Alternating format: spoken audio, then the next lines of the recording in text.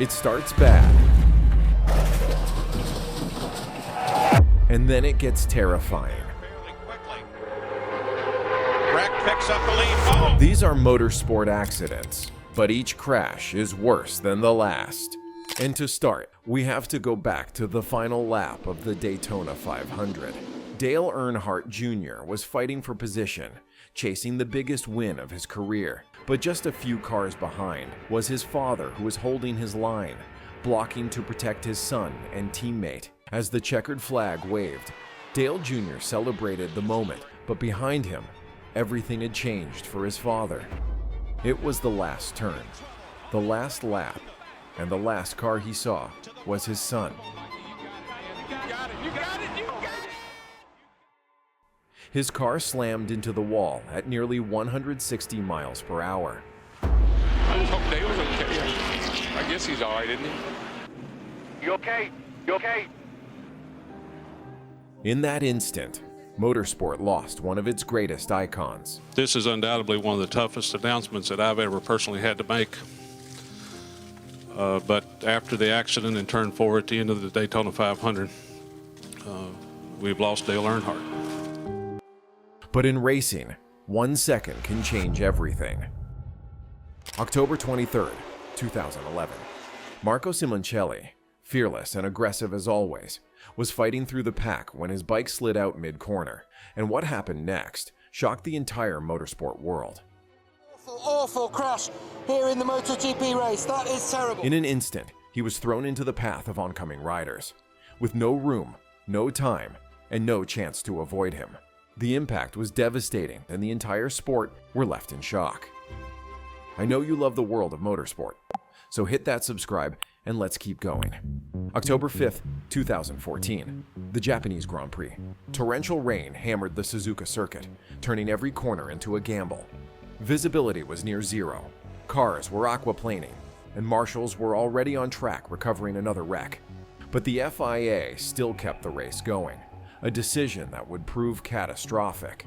And just 2 laps after the first crash, Jules Bianchi, pushing to stay in the fight, lost control on the drenched surface and slid off at high speed, straight into the side of that recovery vehicle. Oh my God! He was rushed to the hospital in critical condition, placed in a coma.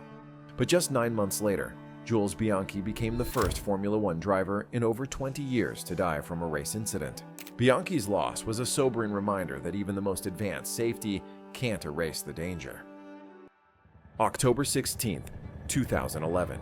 The grandstands were packed, and 34 cars roared around the 1.5-mile oval at over 220 miles per hour. But on lap 11, it all unraveled.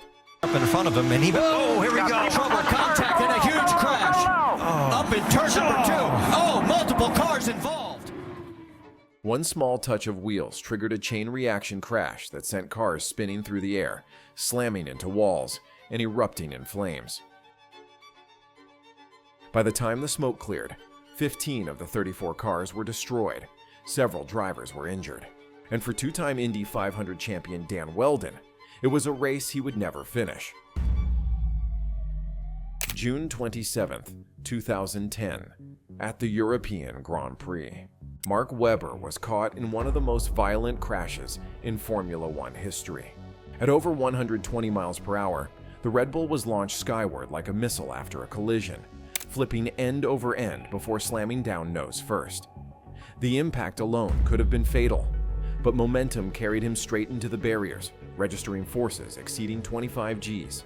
Yet somehow, against all odds, Webber unstrapped himself, climbed out of the wreck, and walked away, shaken but alive.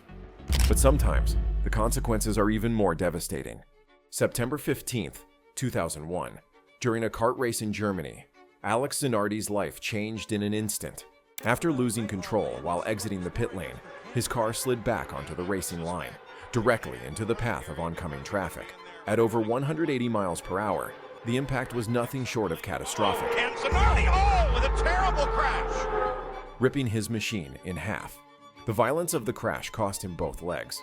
For most, it would have been the end of the story. But Zanardi defied every expectation. He fought back, rebuilt his life, and returned to racing.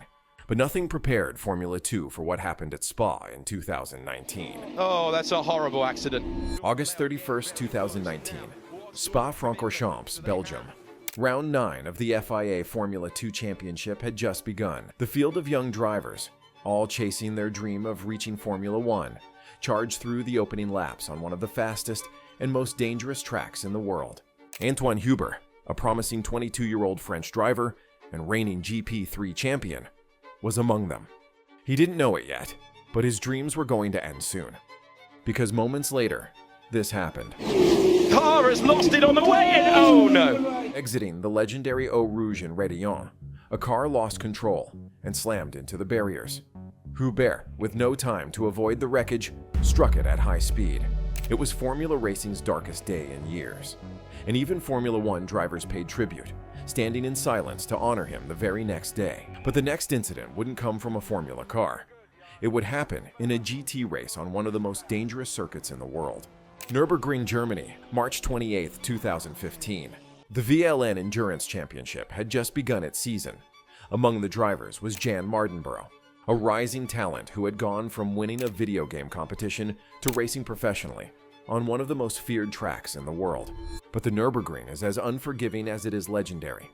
One mistake, one bump, one wrong angle is all it takes.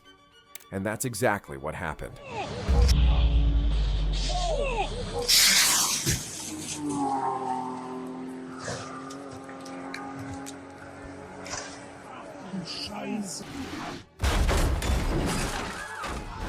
Mardenborough escaped without serious injury, but the tragedy would forever mark his career and the Nürburgring's history, a haunting reminder of how quickly dreams can turn to disaster.